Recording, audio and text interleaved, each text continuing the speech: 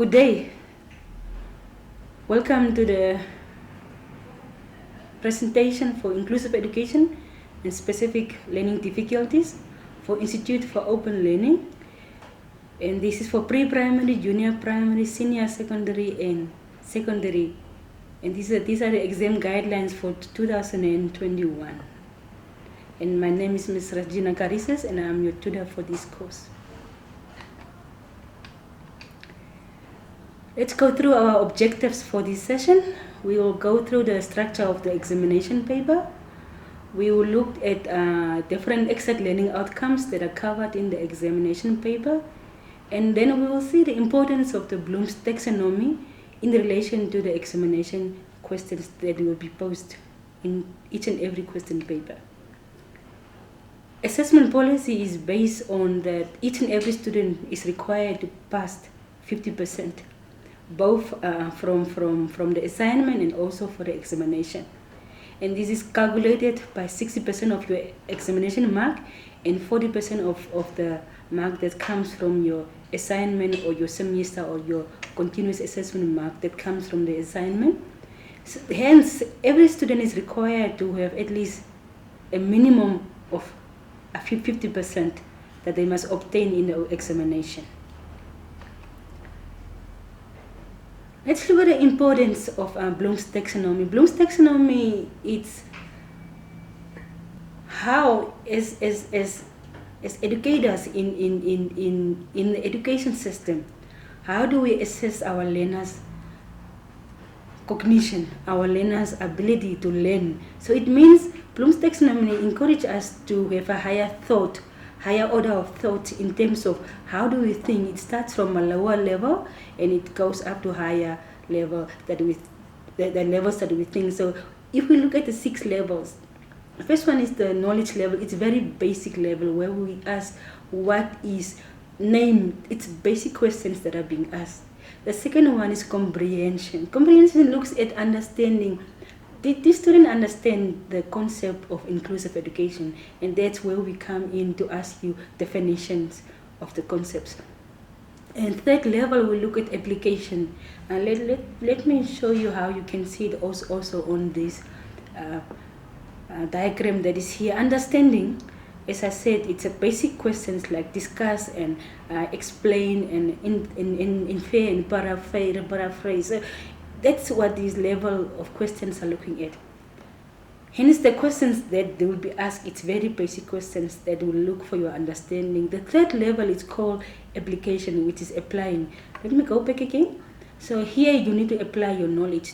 Here we will ask you questions like to say that apply your knowledge of how do you support learners of learning difficulties in your classroom. So that's an application question that goes back in the field, what the teacher needs to do in the classroom.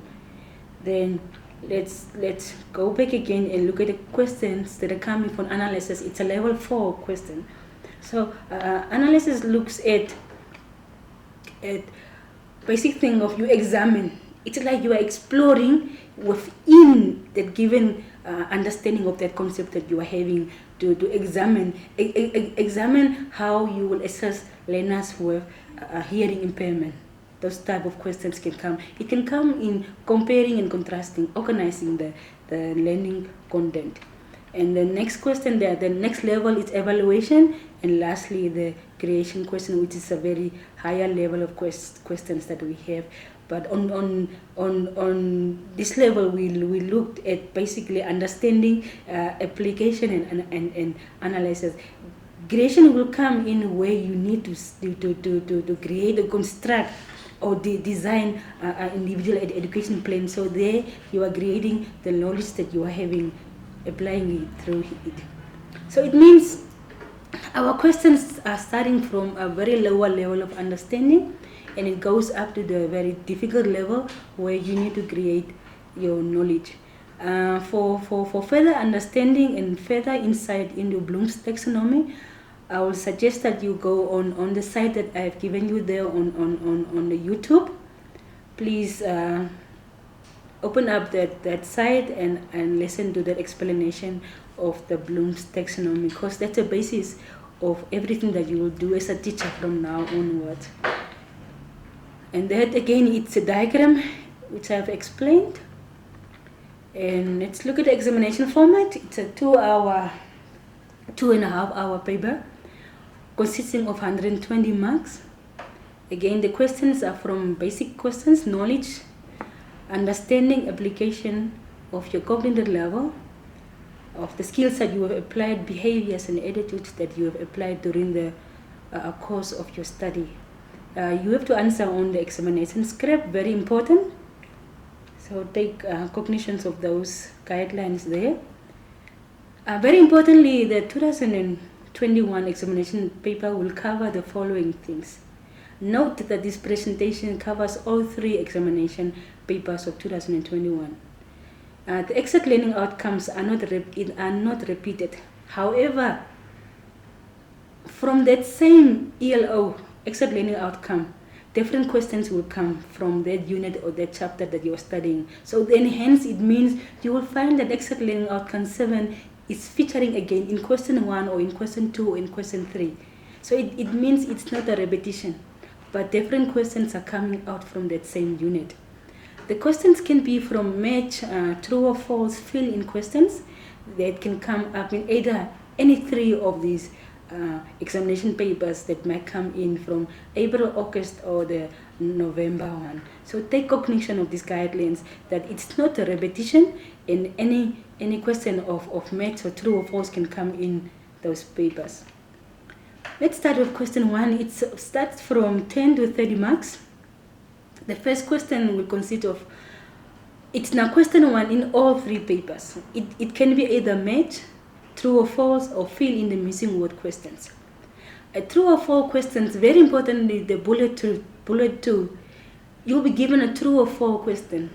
But when you write, or when your answer is false, then you have to give a true answer in the given space. So instead of just writing false, you must give us now the correct answer. If that statement that is given is false, then you must give us the correct answer and not just write true, but provide us with the answer.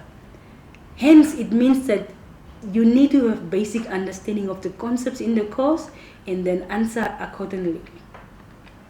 We still continue with question 1. The match questions again is having a statement in column A which must correspond with the statement in column B. So it means that you need to fill in, or you need to draw a line, or you can answer below to say that statement A goes along with statement E in the given column. So that is how you need to match the question. Bullet 3, fill in the missing word from the list given, and then you complete the sentence. So it means there will be words given that corresponds with the statements that are written there. Then you need to fill in those missing words, and then you need to define basic concepts that can come from any unit that you need to understand and know about. It's around 5 marks, and those basic concepts can vary from 2 to 5 concepts that can be in question 1. Question 2, it ranges from 30 to 35 marks. From the questions will come first bullet, exact learning outcome 1, 2, and 7. So it means the basic concepts or the definition of words may come from this unit. So if it's from unit 1 or exact learning outcome 1, then it can be, I can ask the question on define inclusion, and then we move to unit 2. Then I can say, okay, what is the least restrictive environment? And then unit 7. So it means you need to have a basic foundational understanding of every unit. What are the concepts in it? Bullet 2, it means again from exact learning outcome 1, 2, and 7. It can be on concepts where you are comparing the concepts to say, what is the handicap and disability? What's the difference between those two concepts? And then also on the models that we have in terms of special needs education, models in terms of inclusive education. So you need to know those models and then compare them within that question that is given. Bullet 3, exact learning outcome 3. It's looking at basic features and the techniques of how do we work with any learner, any child who is having special educational need.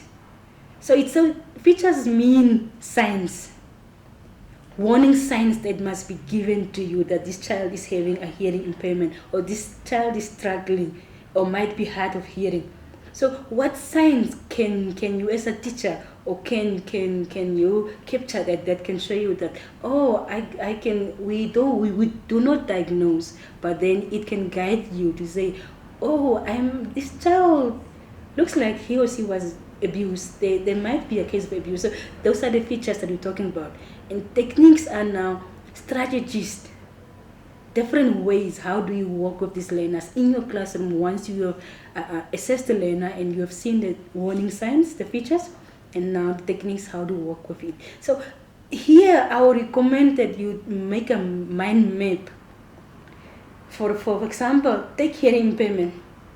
At least take 5 warning signs or 5 symptoms or 5 features. Write them down on a mind map, and then correspond it with techniques how you will support the learner in terms of if you see that this child is struggling to copy from the board, how can you support this child? Enlarge the letters, or let this child sit in front, or those techniques and strategies that you support the learners in the classroom.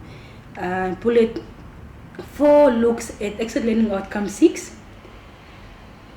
This unit is having so much information, and very importantly, when you start studying, look at the outcomes of that unit. It will guide you what you need to focus on too. So factors that influence interaction between the teachers and the family. Those are basic factors like the cultural factors, the value system, the belief system that is there. So, and the lifestyle, the type of family system that is there. Now, these are the factors for sure that will influence the interactions. The question might be, the question might ask all the factors, or the question might ask only one factor, and then you can discuss that factor. So there are different factors, and again, go through the outline of that unit. Now the last bullet in question 2, it's on assessment approaches and issues around learners of learning difficulties. So assessment approaches basically looks at, firstly, what is assessment? What are the uses of assessment? How do we assess? And then it goes back to say that which inclusive strategies, which we call assessment accommodations, that are there for supporting learners of special educational needs or learning difficulties in this case, are there. So it focuses on look at the questions that one must ask, what, how questions that are there, and when is it supporting. So if those questions can guide you in this unit, because it's also again lots of information in Excellent Learning Outcome 7, but you need to fill that. Then again, I will take you back, look at your course outline.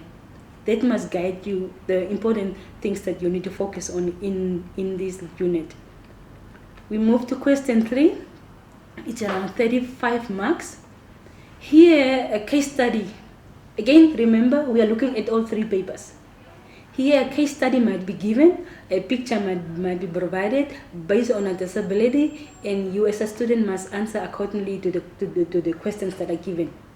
So in terms of a case study, it can be a case study of based on any unit that we are given, especially unit 3 and 5, that it's very important. So it means, if you look at unit bullet 2, it looks at courses and techniques for working with learners with physical impairment. So again, go back to the mind map, write down the disability, visual impairment, courses, how do I support. Exit learning outcome 3. So 3 and 5 are having the main disabilities. Here we look at strategies on how do we support the given disability or the special need that the learner might be having. So it's very important that you master all the disabilities within Unit 5, Exit Learning Outcome 5, in Exit Learning Outcome 3, it's very important. So to guide you and to tell you to say focus only on visual impairment, that again it's unfair, because we are preparing you to become better teachers in the classroom, and we don't know what type of learners that you might have in front of you. So it's very good that you master the content of these two exit learning outcomes, that 5 and 3. Still continuing, question 3. It's a question on exit learning outcome 2. Very important, the international perspectives and legislations that protect the rights of persons or people with special needs. 5 to 10 marks. Very importantly, what we have, it's 2 international conferences, the Salamanca and Education for All. So it means we need to look at how do these two support the rights of people with special educational needs. Let's continue with question 3. Again, it's around 35 marks. So exit learning outcome 2, it looks at the 2 international perspectives that are there that protect the rights of persons or people with special educational needs or special needs, and it ranges from 5 to 10 marks. The 2 international perspectives that we are having, it's the Salamanca conference and then the Education for All conference. So what was decided at these 2 conferences? These are now the international legislations that are in place to support persons with disability. So based on those guidelines, then the questions will come to say what was decided at these 2 conferences that our country has adopted and become a signatory to these international perspectives. And we look at exit learning outcome 4, looks at the aspects of child abuse, range from 5 to 10 marks. Aspects of child abuse starts from what is child abuse, what are the types of child abuse that are there, how do we report child abuse, different type of child abuse. So those are the 3 main things that is within there in that unit. And then again, what are the contributing factors towards child abuse? There are parent factors, there are child factors, there are environmental factors. So basic guidelines, again, the course outline will guide you in that. We looked again, here comes the exit learning outcome 6, comes again in question 3. It was also in question 2. So it's not a repetition that the same question will come, but a different question might come from this unit, because there are different topics that you are handling within the same unit. Here again, factors that influence interaction between the teachers and the family, range from 5 to 10 marks. Again, we said the factors can be based on the belief systems, the values, the lifestyle, the family structure. It can be we can either ask all the factors or just one factor that you have to discuss or define or explain. Let's continue with question 4, range from 30 to 40 marks. It again, exit learning outcome 6. Here I've placed the emphasis on the elements that one needs to have to create inclusive classrooms. It's within that same unit also. The highlight is on elements for inclusive classrooms. Exit learning outcome 4, again on the aspects of child abuse. We said it ranges from what is child abuse and types of child abuse that are there and the factors that contribute to child abuse. So it's around 12 marks. And very importantly, the models of special needs education. It's from exit learning outcome 1.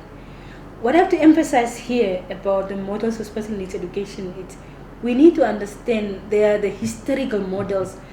When the people realized that we have to support people with disabilities, there were different ways of supporting them in terms of exclusion, and then it went to say, oh, let's put them in institutions. So those were the models, historical models that are there.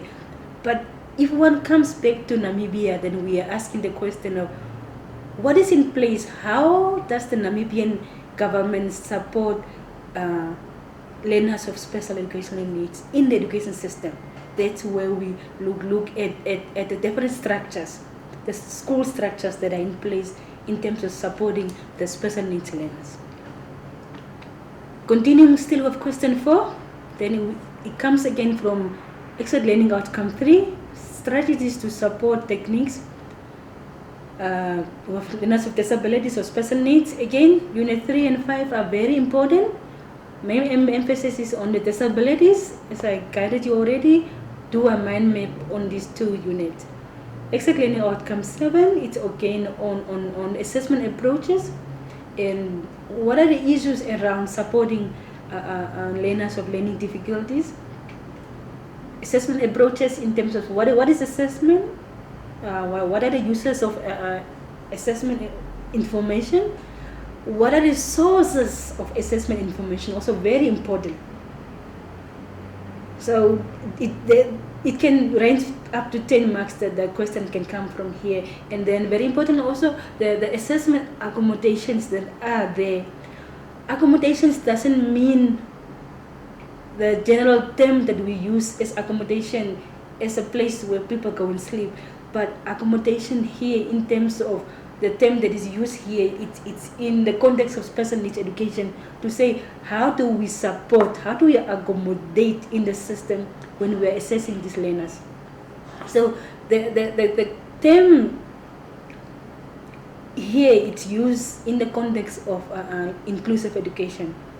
And very important, lastly, the inclusive environment in terms of creating the individual education plan for special needs learners. Here, it can either be that you have to describe the stages that are there, or then you have to design the whole IEP document, or the guidelines might be that you have to guide in terms of what steps must be taken, that a teacher is having a strategic plan that is on paper to support a special needs learner. That's from the Excellent Learning Outcome 8 that main focus is on the IEP. Again, importantly, basic concepts in this unit also to understand what is an IEP and why do we use it and for whom is it. The basic knowledge around the individual education plan is very important. And with that, it's up to 4 questions that are there in your examination paper from all 3 examinations that for next year. And then it means the guidelines that I can put the main emphasis on again, it's that you need to take note that it's for students for pre-primary, junior primary, senior primary, and senior a secondary phase that must follow this course and that have to write this examination paper. The topics that are based on comprehensive exit learning outcomes. Hence, the student need to consider every topic. Again, go through your course outline. That must guide you what you have to study and what must you focus on. And very importantly, don't limit yourself on a study guide. We really don't want you to come and give us another version of a study guide in your assignment or in your examination. So it means you have to read widely, consult other books, consult the websites, the internet that are there, but look, be very selective what kind of information you are reading on internet also. And very important, have study groups with your peers, with your fellow students, and then share information, discuss. Don't if you start to read on your study guide, on the information, it means that once you start to discuss, around 60 to 70% of the things you will retain, that information you will retain. So it's very important that you must discuss with your fellow students what you are studying, that they might ask you questions, and in terms of that also guide you what you really need to know. And last bullet, and lastly, I can say that you need to consult me before time. I'll put up the consultation times again in 5 minutes before 12 o'clock. a day before examination and consulting me, it doesn't look very good both on my students and also on me as your tutor, that we really need to guide each other from the beginning, from the start, on how we need to study and things that we need to focus on. So it means my contact times are there, contact information is there also, and from Monday to Thursday, from 7:30 up to 8:30, I'm accessible, and during the weekends on Saturdays from 4 o'clock up to 6 o'clock. When you send an email, at least wait a day or so that I can reply to you. But to ask for me to give you answers in terms of questions that you're asking, 5 or 6 questions that I must give you answers, rather send me a text message that I can then call you after hours during the consultation time. And with that, I will say that education is our greatest equalizer, and I wish you all the best with your studies and your preparation for the examination. Do consult your tutor. Thank you very much.